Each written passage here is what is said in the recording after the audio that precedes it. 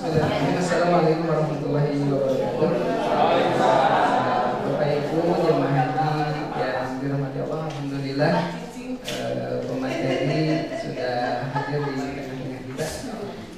Insya Allah materi manasik pertama untuk sesi pertama hari ini terkait visualisasi haji dan umroh. Assalamualaikum warahmatullahi wabarakatuh.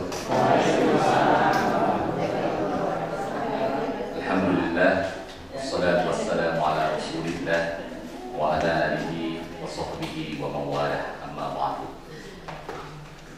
Puja dan syukur kami panjatkan kehadirat salawat beserta salam semoga tercurah dan terlimpah kepada junjungan kita, yakni Habibana wa Nabiyana wa Rasulana Muhammad sallallahu alaihi wasallam. Yang terhormat Ketua KBUH Pusdai, yang terhormat Bapak Ibu calon jemaah haji Indonesia pada tahun 2025, dan yang saya banggakan kepada semua panitia yang dimana hal ini telah mempercayakan kepada kami untuk memberikan visualisasi haji dan umroh. Sebetulnya kami ditugaskan sama PWIP, Pimpinan Wilayah Ikatan Persaudaraan Haji Indonesia, yang pada hal ini menunjuk kepada saya, dan saya perkenalkan dulu ya Pak ya. Ya Ibu, nama saya Adik Dik Ridwanullah, lahir 24 Maret 79. Saya bekerja di Rumah Sakit Umum Pusat Hasan Sadikin Bandung, dan di PWIP saya menjabat sebagai Sekretaris Umum PWIP Jawa Barat. Dari itu, dalam hal ini saya bukan untuk menggurui bapak-bapak dan ibu-ibu semuanya, cuman untuk hanya mengingatkan saja bahwa visualisasi haji ini seperti ini. Nanti kita berdiskusi apakah ada yang sesuai atau yang tidak sesuainya. Ya, Pak Haji, Ibu Haji, siap? Mohon izin apabila saya kurang dimengerti, ibu-ibu dan bapak-bapak boleh mengacungkan tangan atau memberikan yang benarnya seperti apa. Ya, kita mulai saja ya Pak ya. Bismillahirrahmanirrahim. Visualisasi haji dan umroh ini panduan dan makna spiritualnya ya.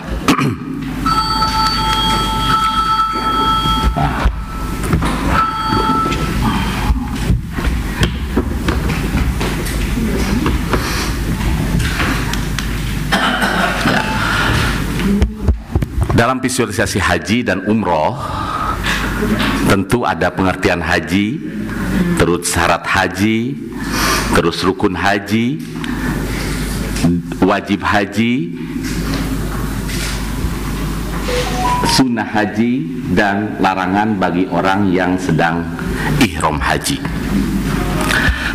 Tentu Bapak dan Ibu mengetahui apa yang disebut dengan pengetahuan haji. Ada yang tahu, Ibu, Bapak? Nah, adapun definisi haji adalah ibadah haji bagi muslim yang diwajibkan ya. Ibadah haji merupakan rukun Islam yang kelima, di mana kita diwajibkan hanya satu kali ya kalau wajibnya. Kalau yang kedua kan sunnahnya ya Bu ya.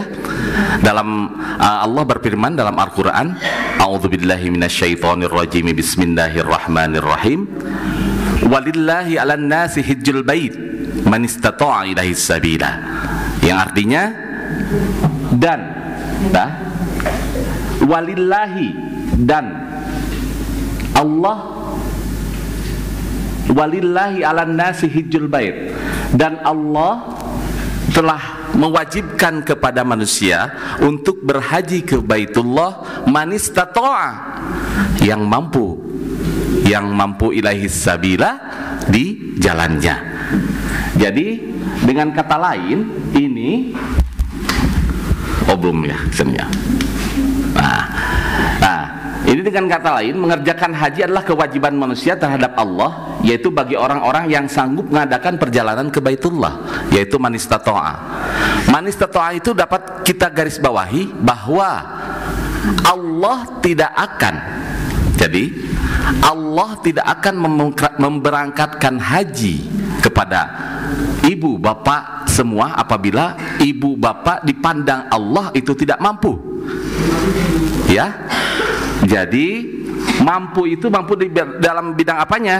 Mampu dalam bidang kesehatan, mampu dalam bidang ekonomi atau finansialnya ya, dan mampu dalam bidang ilmunya juga, gitu ya.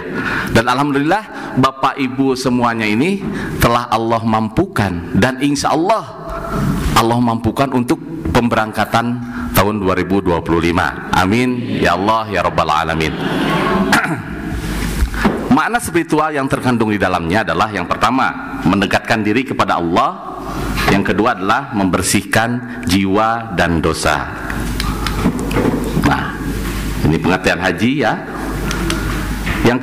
Yang selanjutnya adalah syarat haji.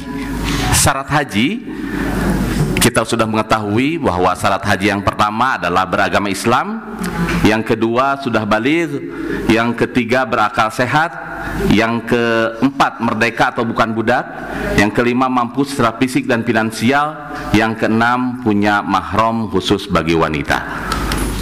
Nah, adapun syarat haji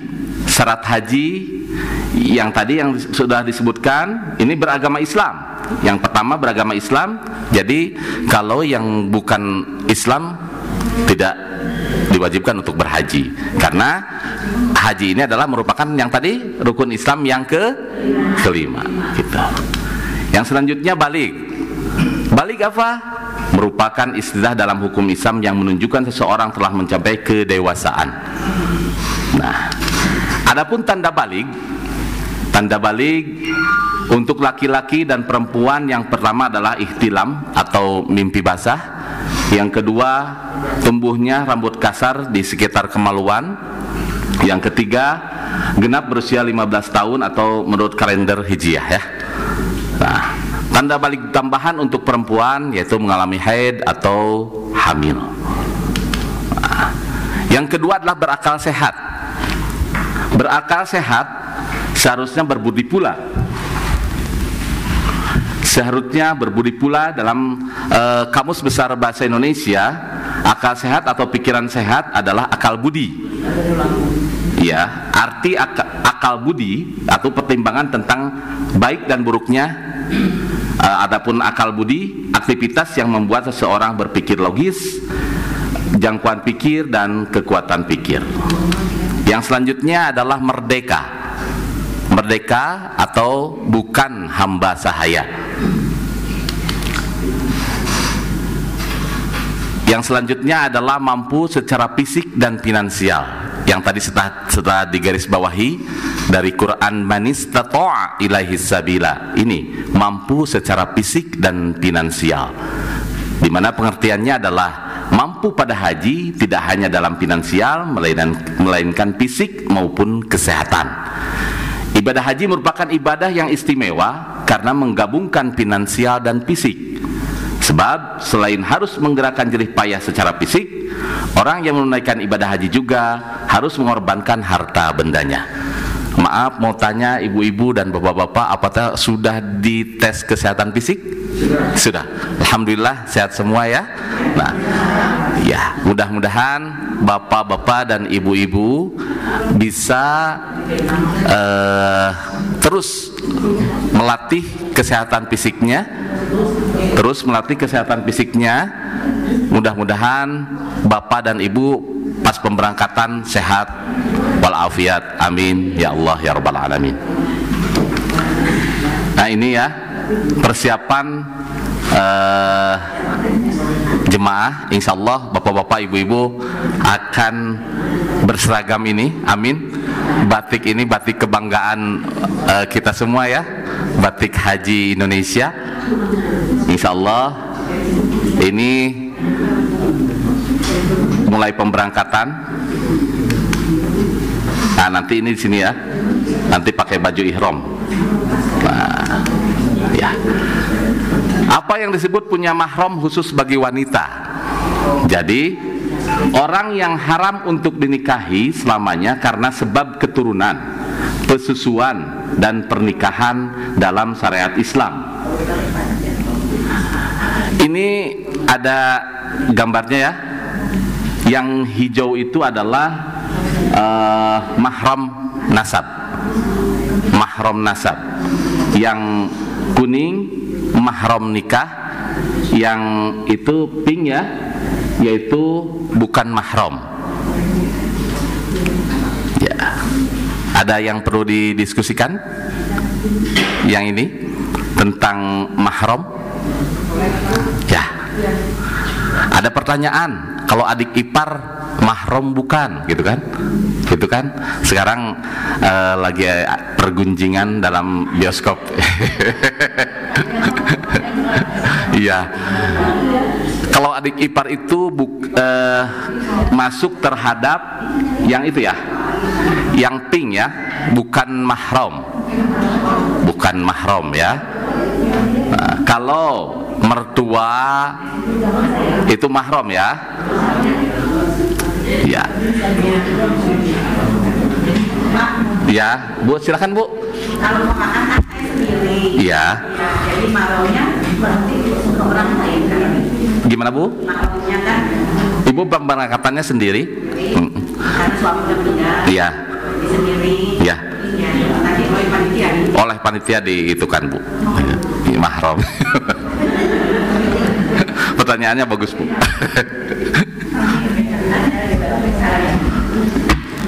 Kita lanjut ya. Ini mahram tidak ada yang perlu didiskusikan kan ya? Ya. Adapun rukun haji. Rukun haji yang pertama adalah ihram, wukuf di Arafah, tawaf, sa'i, tahallul. Apa yang disebut ihram? Ihram adalah keadaan seseorang yang telah berniat untuk melaksanakan haji dan umroh. Yang mereka melakukan ihram itu disebut apa, dengan apa? Muhrim, dan jamaknya adalah muhrimun, yaitu calon jemaah haji umroh yang harus melaksanakan sebelum di mikot atau di mikot ya. Jadi niatnya di mikot dan diakhiri dengan tahallul. Jadi kalau kita berihram yaitu niat untuk ihram itu dilaksanakan di mikot. Kalau jemaah haji gelombang pertama yang ke Madinah dulu, setelah dari Madinah kita bermikot di Bir Ali. Jadi berniat untuk melaksanakan haji atau umroh itu di Bir Ali. Kalau laki-laki dengan memakai apa? Baju ihramnya yaitu dua helai. Kalau perempuan dengan ya seperti mukena begitu ya. Nah, ini ihram. Nah, seperti ini ada gambarnya ini. Ini pakaian ihram ya, pakaian ihram.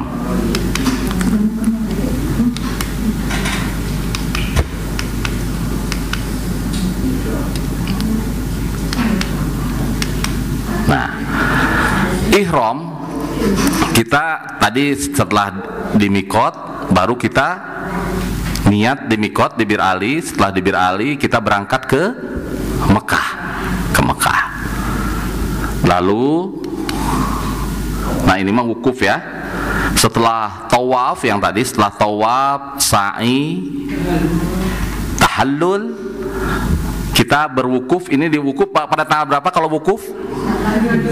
Pada tanggal 9 Dzulhijjah.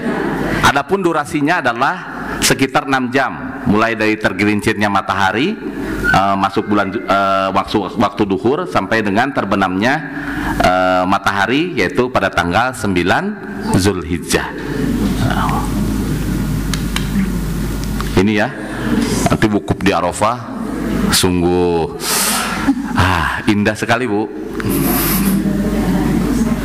Seluruh dunia ini ya, seluruh dunia berkumpul di sini.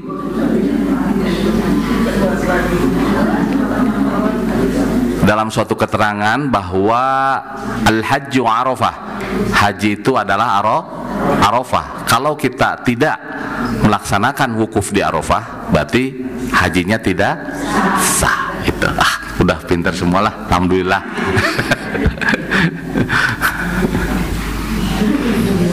Ini ya, ini bukan semut, Bu, ini orang ini, Bu.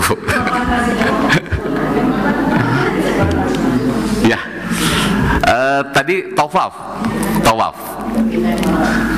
adalah mengelilingi Ka'bah selama 7 kali dengan bacaan dan doa tertentu. Ya, ini kegiatan mengelilingi Ka'bah sebanyak 7 kali. Tawaf adalah salah satu amal ibadah yang dilakukan oleh Muslim pada saat melaksanakan haji dan umrah. Tawaf hanya dilakukan di Masjidil Haram. Jadi kalau di Pasar Baru bukan tawaf ya, Bu ya. Tapi kalau istri saya suka bilangnya, ya mau tawaf dulu gitu kan. Ya, berarti tawaf hanya di Masjidil Haram sebanyak 7 kali. Pintar semua, alhamdulillah. Ini ya, tawaf seperti ini, alhamdulillah ya. Kita biasanya kalau niat sholat itu mustaqbilal Ka'bah, sekarang Ka'bahnya ada di depan mata gitu kan, alhamdulillah. Nah, ini syarat melakukan tawaf. Yang pertama adalah menutup aurat. Menutup aurat. Yang kedua adalah suci dari hadas dan najis, dari hadas kecil dan hadas besar. Yang ketiga, Ka'bah hendaknya ada di sebelah kiri pundak kita. Ya. Yang keempat adalah hendaknya tawaf dimulai dari Hajar Aswad. Hajar Aswad. Jadi kita hitungannya dimulai dari Hajar Aswad. Ya. Terus yang kelima adalah berkeliling sebanyak 7 kali putaran. Yang keenam berada di Masjidil Haram. Tentu ya, Ka'bah itu adalah tempatnya ada di Masjidil Haram, ya Bu ya. Ya. Setelah tawaf, apa yang kita lakukan adalah sa'i. Sa'i merupakan satu rukun umrah atau haji yang dilakukan dengan berjalan kaki atau berlari-lari kecil dari Bukit Sofa ke Bukit Marwah. Ya, sebanyak berapa kali? 7 kali. Itu berjarak sekitar 405 meter. Sedikit ya. Ya, biasanya pelari-pelari 10K ya Bu ya. Ini 405. Mudah-mudahan kita kuat. Iya. Ketika melintasi Batul Wadi, yaitu kawasan yang terletak di antara Bukit Sofa dan Bukit Marwah, itu disarankan atau disunahkan untuk laki-laki untuk berlari-lari kecil, dan untuk perempuan adalah berjalan cepat. Saya tidak kuat berjalan cepat, ya udah sekuatnya aja jalan ya, gitu. Nah, ini nanti ada tandanya. Kalau yang pernah haji dan umroh, ada neonnya ya, ada neonnya. Nah ini, kelihatan kan? Subhanallah ya Bu ya, ingin segera ke sana ya Bu ya. Iya, ya Pak ya. Nah ini ya, ini lampu neon yang hijau itu. Nah, setelah tawaf, sa'i, dan diakhiri dengan tahallul. Tahallul secara harfiah artinya dihalalkan. Dalam haji dan umroh maksudnya adalah diperbolehkan jemaah haji dan umroh dari larangan atau pantangan ihram, gitu ya. Tahlul disimbolkan dengan mencukur berapa helai? 3 helai rambut. 3 helai rambut. Ini contohnya ya.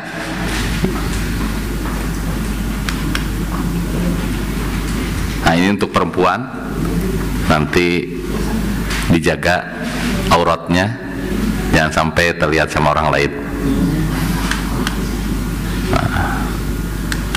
Nah, sekarang menginjak kepada wajib haji. Tadi rukun haji, sekarang wajib haji.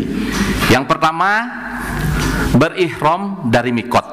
Yang tadi telah disebutkan, berihram dari mikot. Apabila kita dari Madinah, maka kita berniat untuk ihramnya. Mikotnya di mana? Bir Ali. Kedua, mabit di Muzdalifah. Ketiga, melontar jumrah Aqabah. Keempat, melontar jumroh pada hari tasyrik. Yang kelima, mabit di Mina atau bermalam di Mina pada malam-malam tasyrik. Yang keenam, tawaf wada atau tawaf perpisahan. Ini wajib haji. Yang tadi rukun haji. Berihram dari mikot tadi sudah disebutkan ya. Nah, empat tempat mikot. Yang pertama adalah Masjid Bir Ali.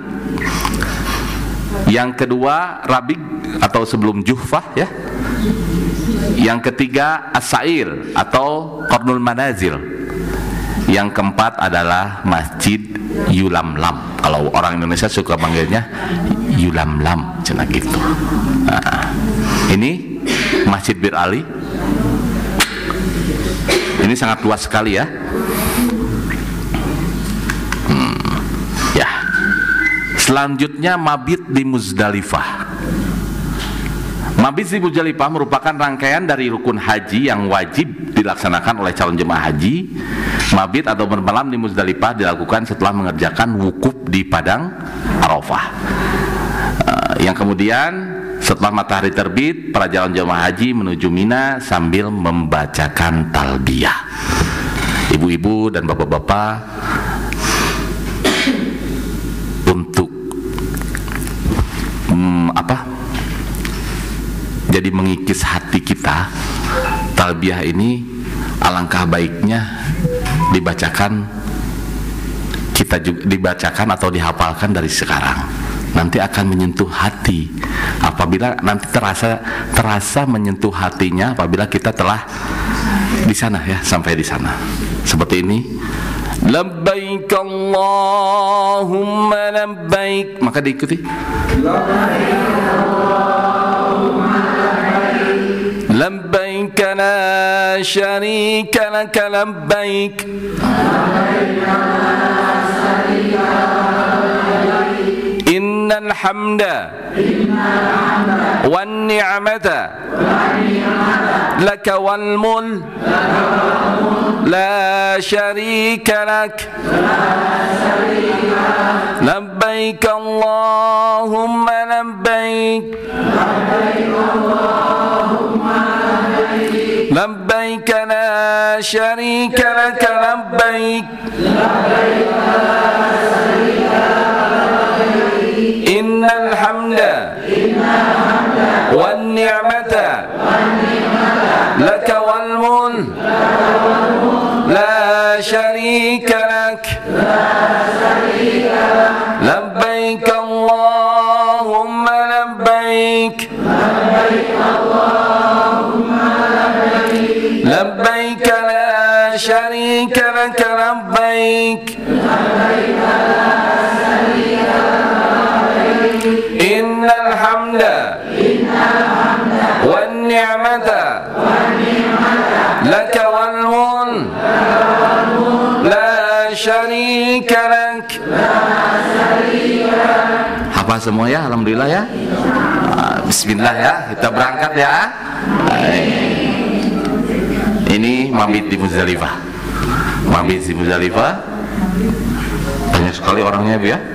Ya, kita harus di sini berserah diri kepada Allah. Mudah-mudahan segala sesuatunya dimudahkan sama Allah Subhanahu wa taala. Ya. Karena di sini orang banyak. Cicahem, leuwih panjang itu nggak ada apa-apanya. Di sana banyak seluruh dunia. Jadi kita berserah diri kepada Allah. Mudah-mudahan kita dimudahkan. Ya, dimudahkan, disehatkan dan dikuatkan. Itu doa yang harus terpancar di hati kita semua. Ya Allah, kuatkanlah. Ya Allah, kuatkanlah. Kuatkanlah, mampukanlah, dan istiqomahkanlah dan sehatkanlah. Mudah-mudahan kita bisa berangkat di tahun ini, ya. Melontar jumrah Aqabah. Nah, di mana nih melontar jumrah Aqabah? Di mana coba ibu-ibu melontar jumrah Aqabah di mana? Di sekitaran Mina, ya. Ya. Melempar jumrah Aqabah atau melempar dengan batu kerikil yang dikumpulkan dari mana batu kerikil itu? Di Muzdalifah, betul. Di Muzdalifah kita ada istilahnya, kalau orang Sunda nyebutnya apa Pak? Hanyut kunang ya Pak ya. Jadi membawa kantong, kita mengumpulkan kerikil ya, kerikil, awas. Bawa sendiri, mendingan bawa sendiri karena kerikil di sana banyak ya. Dimasukkan nanti untuk persiapan ke ini melontar jumroh ya, melontar jumroh.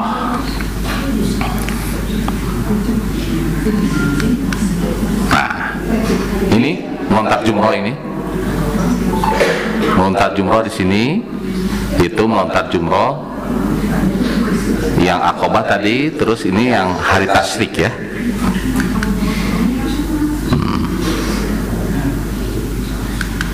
Nah, mabit di Mina. Mina didatangi oleh jemaah haji pada tanggal 8 Zulhijjah atau sehari sebelum wukuf di Arafah.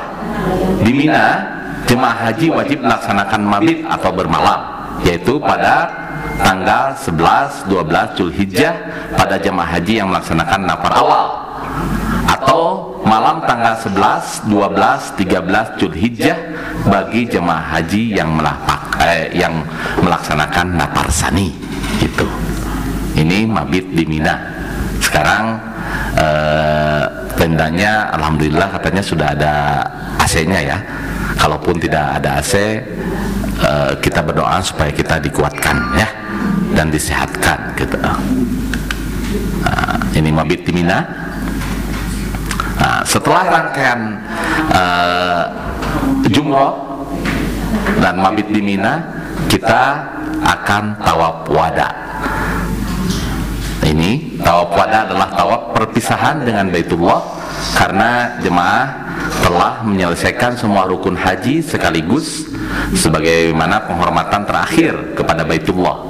Tawaf ini diperuntukkan bagi orang-orang yang telah berhaji dan semua orang yang hendak meninggalkan kota Mekah. Ini tawaf wada. Ini ya, tawaf wada.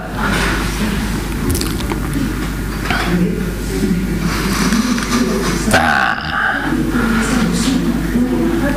tadi telah diterangkan atau dipaparkan tentang rukun haji, wajib haji. Sekarang sunnah-sunnah haji. Sunnah-sunnah haji yang tadi telah dibacakan bersama-sama 3 kali, yaitu membaca talbiyah, terus membaca doa ya. Setelah membaca talbiyah, membaca doa,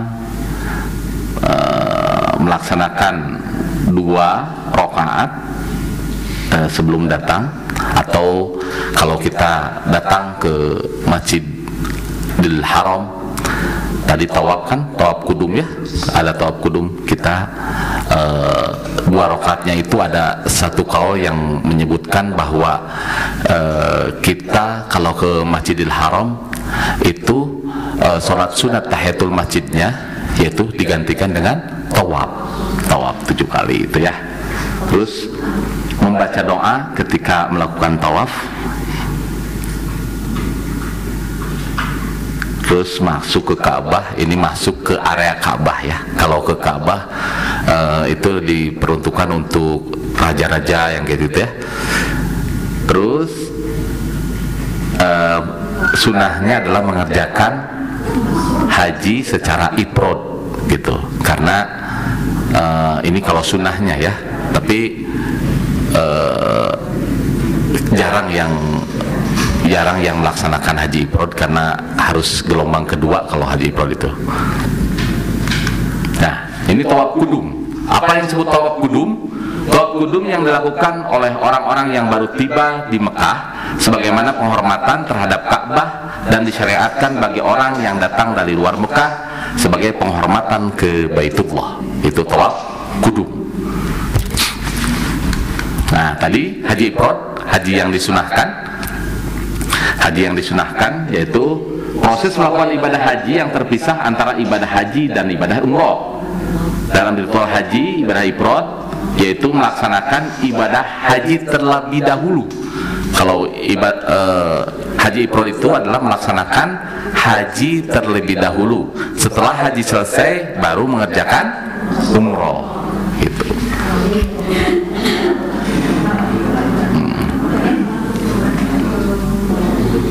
Dalam pelaksanaan waktu memakai ihram dari mikot dengan niat haji saja, kemudian tetap dalam keadaan ihram sampai selesai haji, yaitu hari raya kurban. Setelah selesai melaksanakan ibadah haji, baru dilanjutkan dengan melaksanakan ibadah umroh. Yang melaksanakan haji ifrad tidak diharuskan membayar dam. Itu keistimewaan haji ifrad. Kalau haji ifrad itu mengerjakan haji dulu, setelah haji selesai baru mengerjakan umroh gitu ya.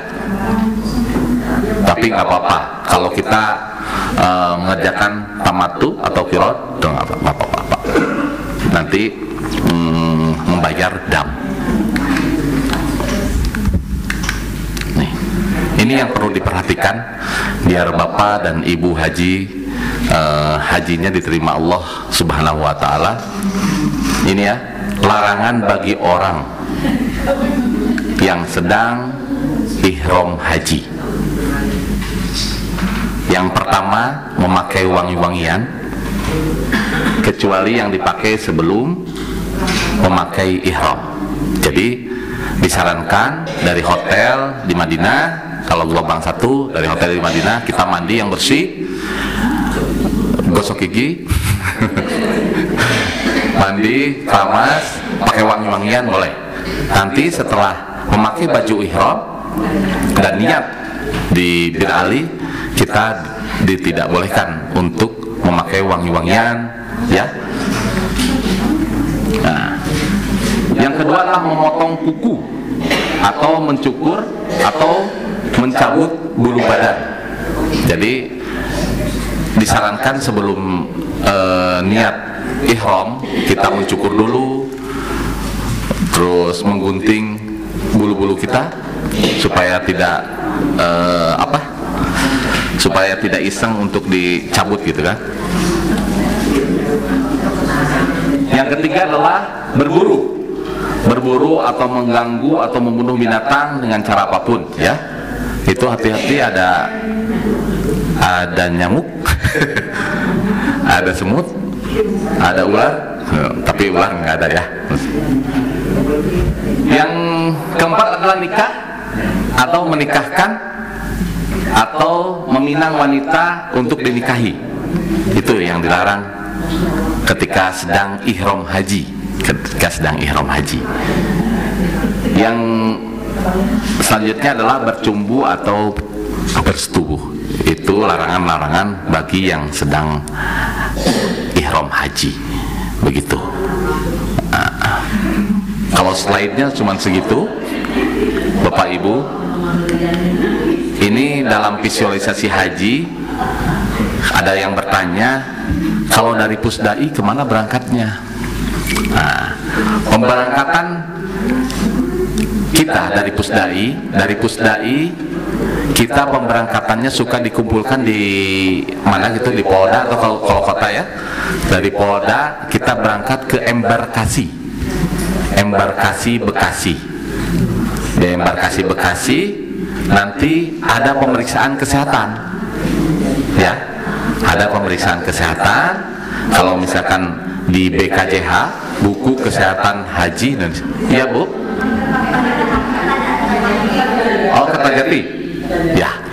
Kalau misalkan di Kertajati, kita nanti ke Kertajati, misalkan Kertajati, nanti ada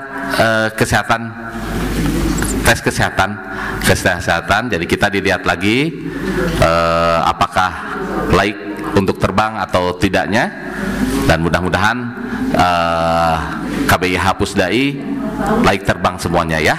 Amin ya Allah ya Rabbal Alamin. Setelah itu, setelah dari embarkasi untuk gelombang pertama langsung ke Madinah,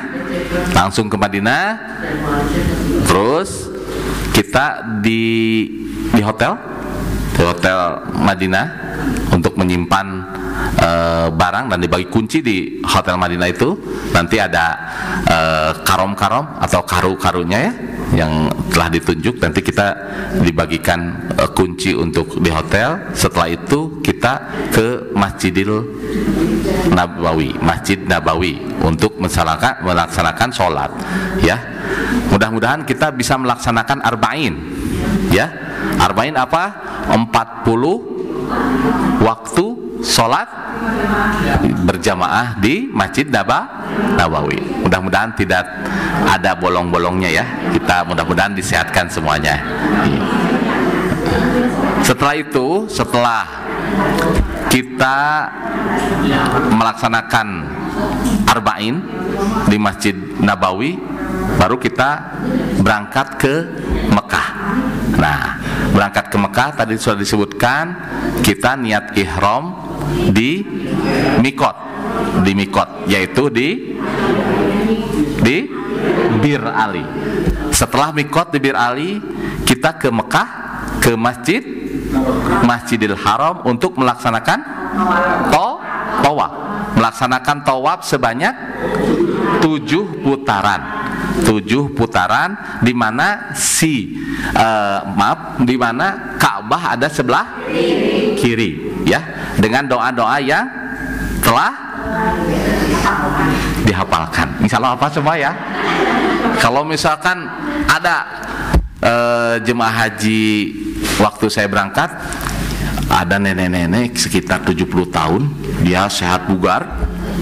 Pas putaran pertama dihafal doanya, putaran kedua dihafal doanya, putaran ketiga, putaran keempat. Saya tanya, "Nek, kok nenek pintar sekali? Itu doanya kok tiap putaran sesuai dengan yang dari itu ya, Kemenag ya, sesuai dari petunjuk Kemenag doa-doanya." Kenapa? Saya hafalkan tiap hari. Hafal nenek itu 70 tahun, hebat. Adapun jangan berhati-hati. Adapun yang tidak hafal, biasa ada doa sabu jagat, yaitu Rabbana atina fid dunya hasanah wa fil akhirati hasanah wa qina adzabannar. Jangan takut, itu doa sabu jagat. Tapi mudah-mudahan bisa hafal semua ya. Amin. Amin. Insyaallah ya. Nah, setelah melaksanakan tawaf, apa yang kita laksanakan lagi? Sa'i. Setelah sa'i, tahallul, yaitu tahallul itu apa? Mencukur rambut minimal 3 helai. Selesai. Ya. Berihram bisa dibuka. Tapi waktu tahun kemarin saya melaksanakan umroh, bahwa kalau yang mau bertawaf untuk laki-laki harus memakai kain ihram, karena kalau tidak memakai kain ihram dilarang masuk ke sekitaran Ka'bah untuk laki-laki. Kalau perempuan pakai bisa. Iya. Nah, setelah itu baru kita nanti tanggal 8 kita berangkat ke Arafah ya. Ke Arafah untuk wukuf tanggal 9-nya. Setelah wukuf kita ke Muzdalifah. Dari Muzdalifah ke Mina. Terus dari Mina ke Mekah lagi. Terus dari Mekah balik lagi ke Mina untuk melempar jumrah akobah. Ya, mungkin itu yang setelah dari jumrah ya, balik lagi ke Mekah, lalu pulang kita kembali lagi ke debarkasi. Kalau yang pemberangkatan embarkasi, yang kepulangan adalah debarkasi. Nah, setelah dari debarkasi baru kita ke Bandung dan selamat ke Indonesia lagi gitu ya. Alhamdulillah ya, rangkaiannya cuma sedikit kan? 1, 2, 3, 4, 5, 6, 7, 8, 9, 11. Insya Allah apa semua ya? Ada yang perlu didiskusikan? Mangga Bapak Ibu bilih anu ditaroskeun. Silakan Bu. Mengerti semua gitu Pak. Alhamdulillah. Ini iya Pak, bunga Pak. Waalaikumsalam warahmatullahi wabarakatuh. Ya. Betul. Ya. Gelombang 1 kan dari Bali ke Mekah. Apakah itu tawaf atau tawaf umroh Pak? Tawaf umroh Pak. Tawaf kedua apa Pak? Tawaf disatuin. bisa disatukan itu Pak. Ya. Ya. Ya, Pak Haji enggak? Biasanya kita gelombang 1 apa gelombang 2 sekali. Oh, sebentar. Bapak enggak, Pak?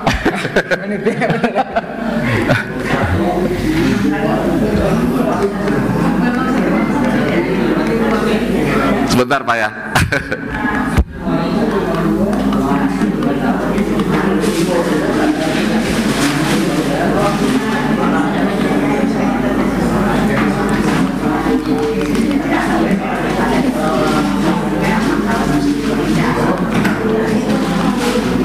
Pak Haji. Ayo nama saya.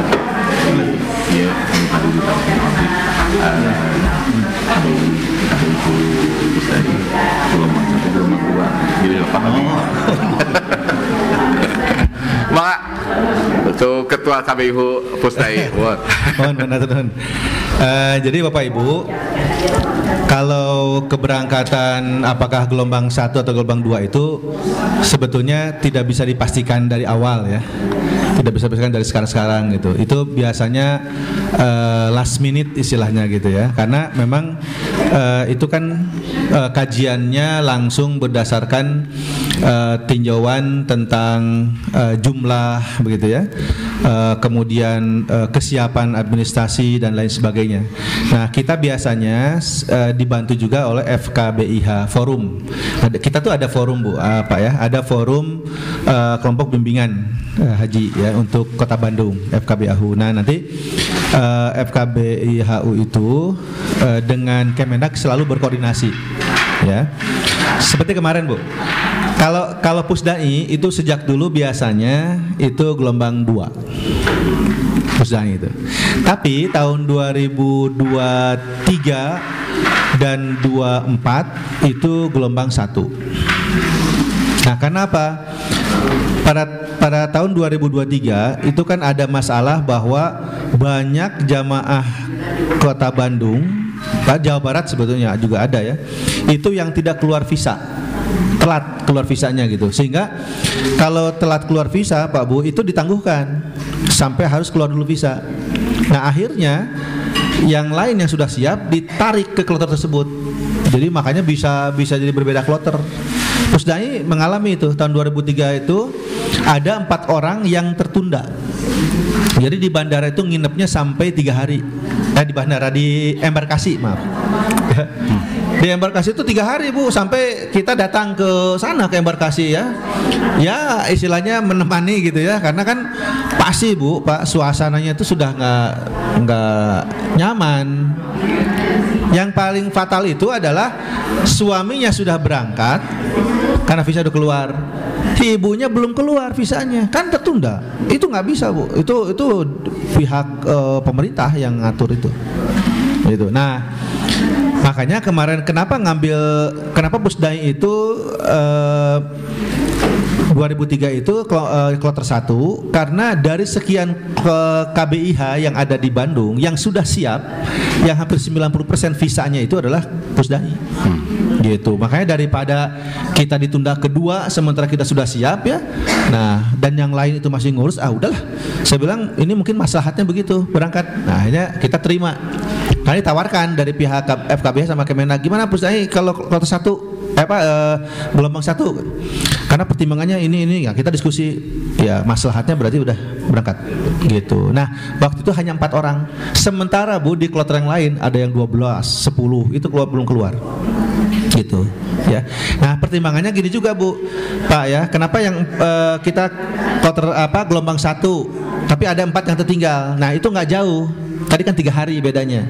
Kalau 3 hari masih bisa ketemu di Madinahnya, gitu.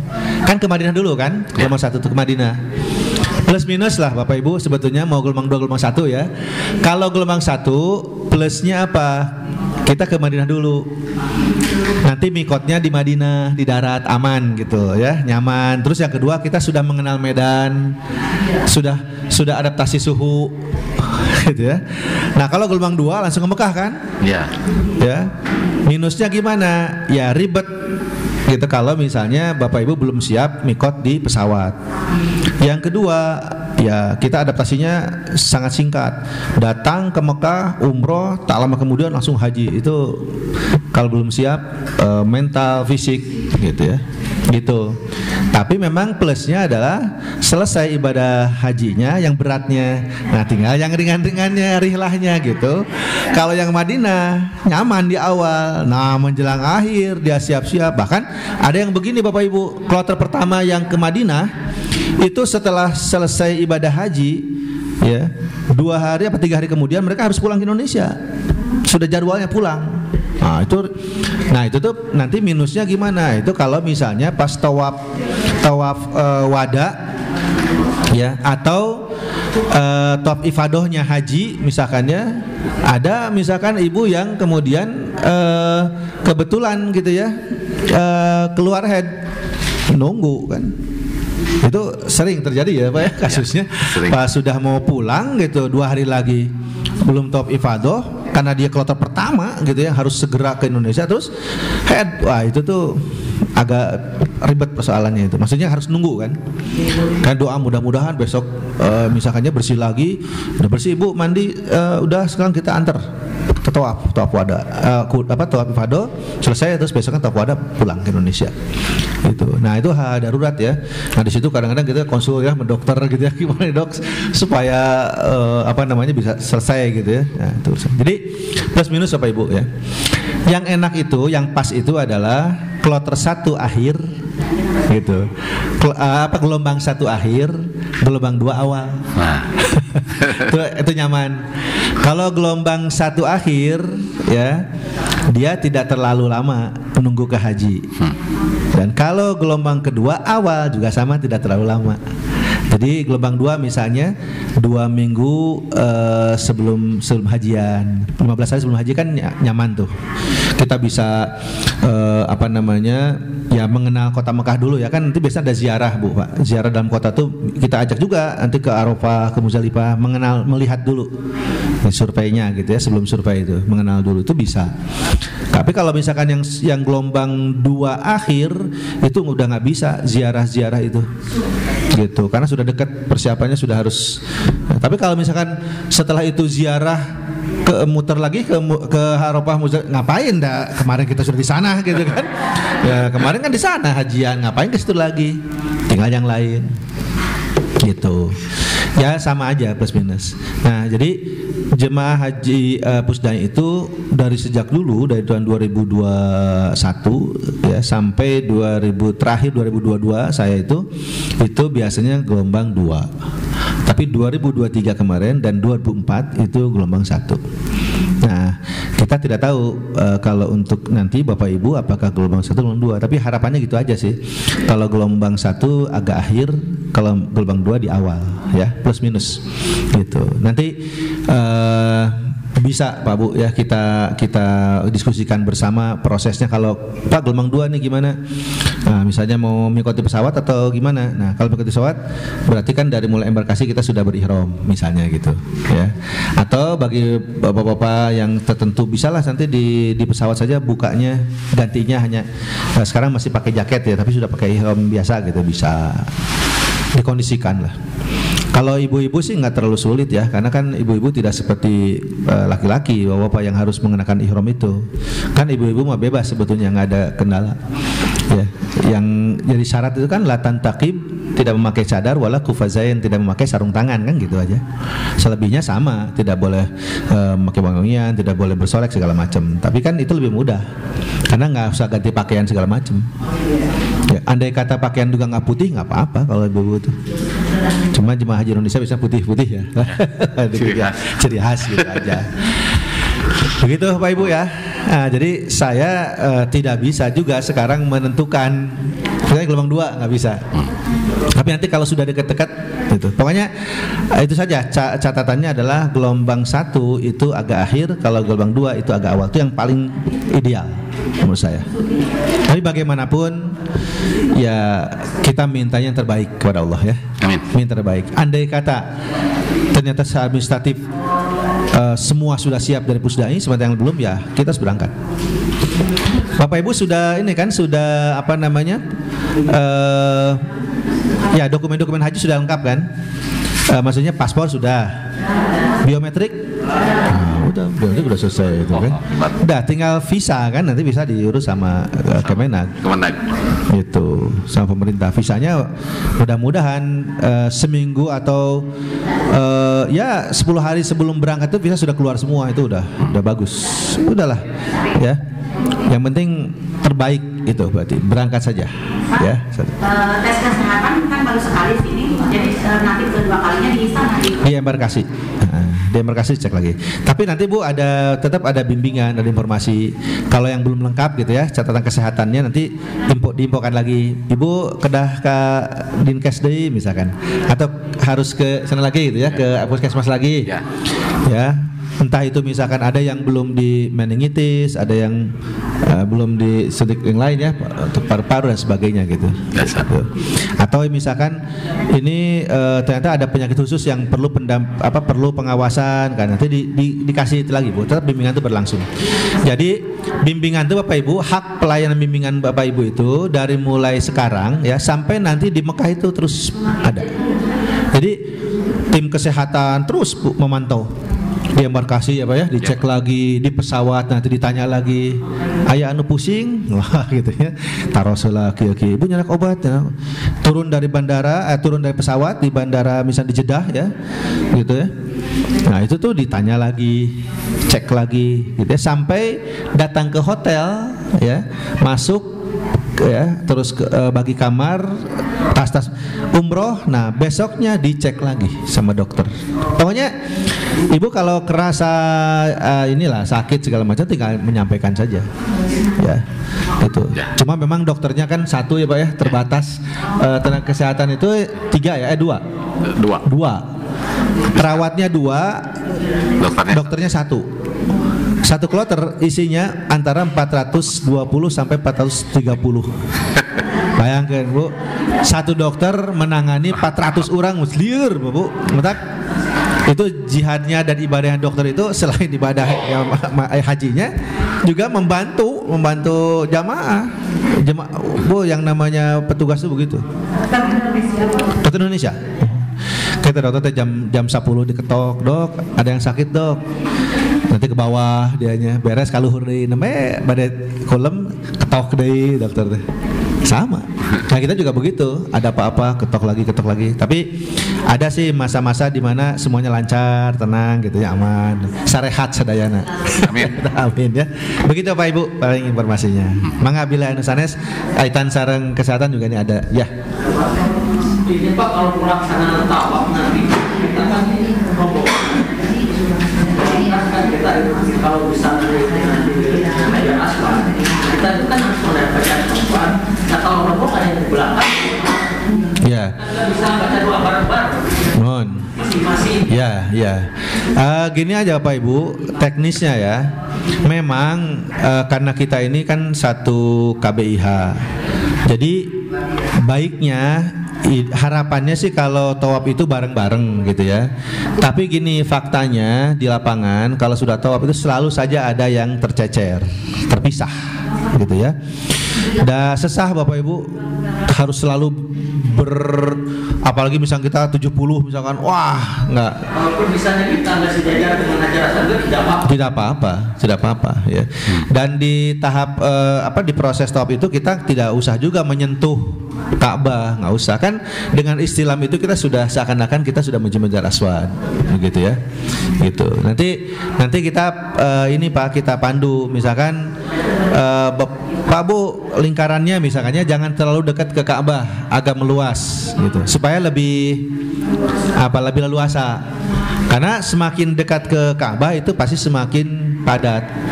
Kan orang banyak yang mau mencium Hajar Aswad begitu. Nah, jadi kita begitu Pak. Dan nanti kita atur. Makanya kenapa ada ketua regu ya. Nah, itu tuh kita nanti koordinasi agar nanti ketua regu juga membantu gitu. Sebetulnya Bapak Ibu yang mungkin ya perlu ekstra itu di awal saja pas umroh pertama. Karena setelah itu kan Bapak Ibu sudah ada pengalaman umroh. Jadi mau umroh misalkan sunnahnya atau nanti pas hajinya itu sudah masing-masing bahkan Pak. Gerake Bapak dan Ibu kalau pas haji ya udah jumroh, udah di Mina, pulang ke Mekah kan itu istirahat 2-3 hari. Terus baru tawaf ifadah penyempurnaannya. Nah, terus Pak Abi badai yang ibu ya, Pak Abi yang ibu Pak ya gitu. Kita udah percaya ya, udah hafal dia aja. Ya. Yang penting kita pahamkan aja begini bahwa tidak ada doa khusus pada saat tawaf itu. Jadi tidak usah takut ya. Mau tasbih saja subhanallah walhamdulillah mangga. Gitu ya. Jadi doa-doanya yang mudah kan, yang sudah Robbana atina ya kan. Nah, atau Ibu ya doa saja Bapak doa dalam hati atau minta ya dengan bahasa Indonesia tapi pelan khusukkan saja yang penting itu Pak ya. Bisa. Jadi insya Allah tidak akan terlalu sulit. Nanti kita sama-sama mencoba untuk bagaimana mengantisipasi gitu ya. Ada mekanismenya nanti. Ada pengalaman-pengalaman yang kita bisa. Kan kemarin sudah saya sampaikan ya, kalau suami istri itu kalau tawaf baiknya tidak berdampingan gitu, tapi di belakang. Jadi ibu di depan, bapaknya di belakang, begini ngawal. Subhanallah, alhamdulillah. Kalau misalnya kedapnya gini ada kemungkinan ketabrak sama orang dari belakang. Artinya terpisah. Biasanya gitu. Itu trik-trik dan pengalaman ya. Ngawalnya begini. Karena kalau misalnya begini orang pasti ngerti itu suami istri dan dia nggak mau gitu kan. Tapi kalau begini ada kalanya mungkin saja ya orang mau lewat buru-buru gitu. Ya. Ini putus jadinya. Itu caranya Pak. Nah, nanti gitu.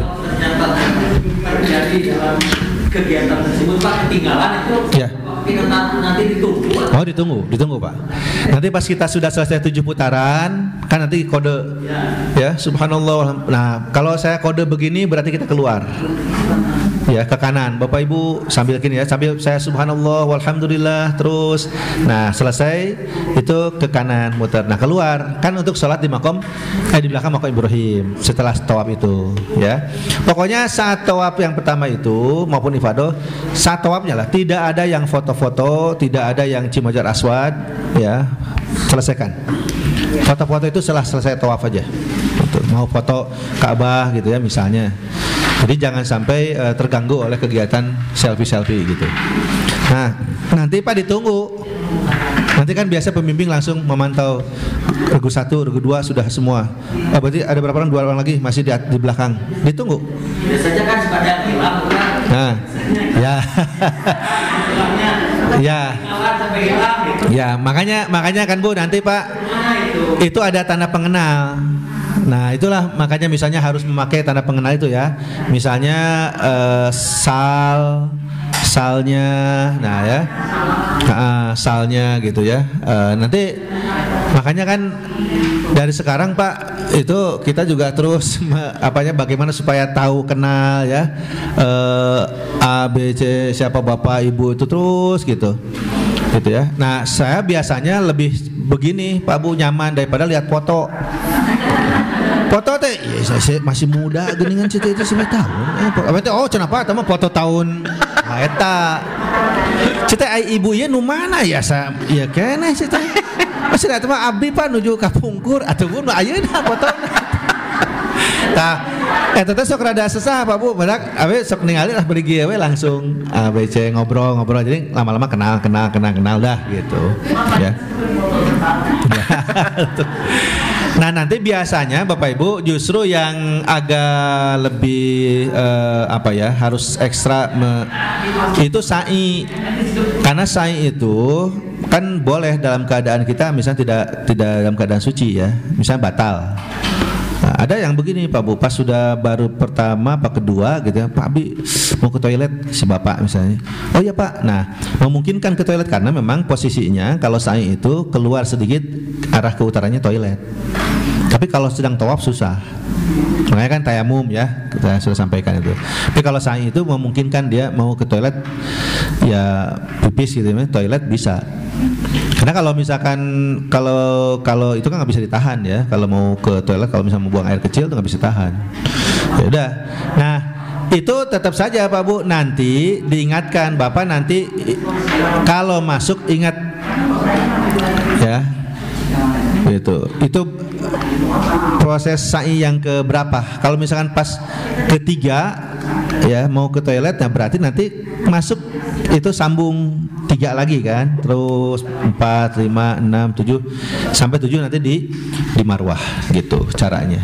Nah itu tetap ditunggu Pak, karena pas tahallul kan kita nunggu di marwah itu di luar nunggu. Coba Pak ya, Ibu ya, ayah dibongkar gitu. Makanya koordinasi antara karu dan karom itu sangat penting. Pokoknya Bapak Ibu, saya sering sampaikan takwa itu diantaranya adalah disiplin. Tuh ya, disiplin.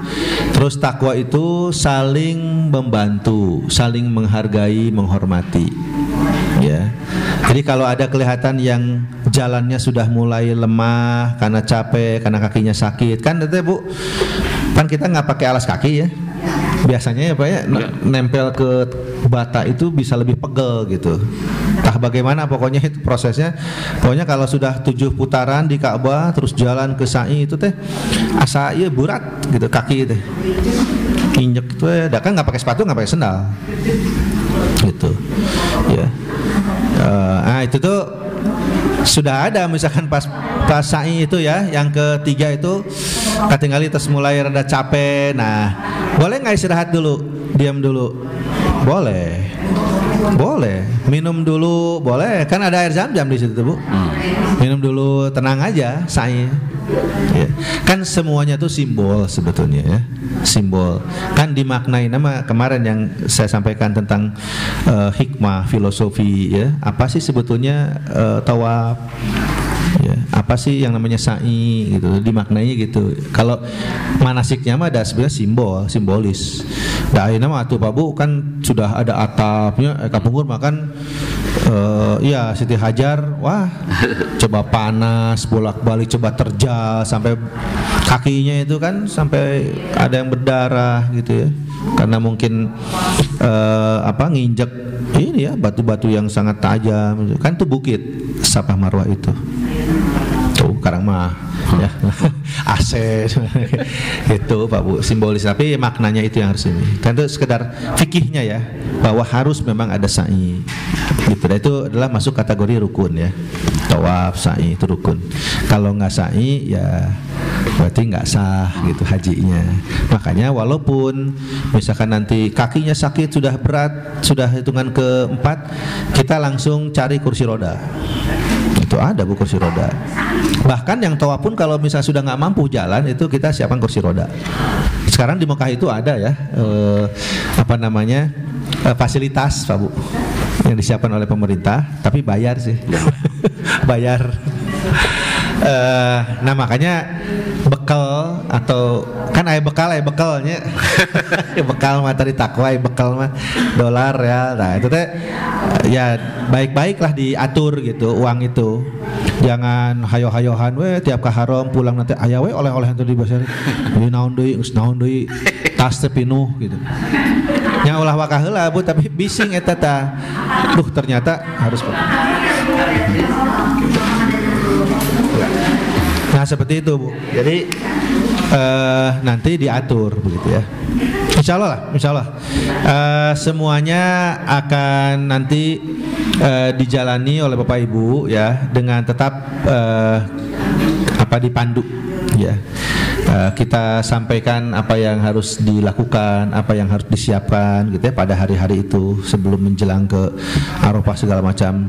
Jadi setiap 2 hari apa 3 hari itu ada kumpulan kita ya, ada penyampaian ceramah, ada persiapan teknis gitu ya, keberangkatan ke Arafah segala macam ada nanti Bu, diatur. Demikian Bapak Ibu ya. Ini sambil istirahat aja ya. Ini sudah boleh kopi break katanya. Sekarang seperti batas kedua. Bapak udah selesai berarti? Tutup dulu. Ya, tutup dulu. Tutup dulu Pak, sebentar. Ya. Bapak Ibu calon jemaah haji KBIHU Pusdai, mungkin uraian dari kami cukupkan sekian. Kurang dan lebihnya mohon maaf. Wabillahi taufik wal hidayah. Assalamualaikum warahmatullahi wabarakatuh. Waalaikumsalam warahmatullahi wabarakatuh.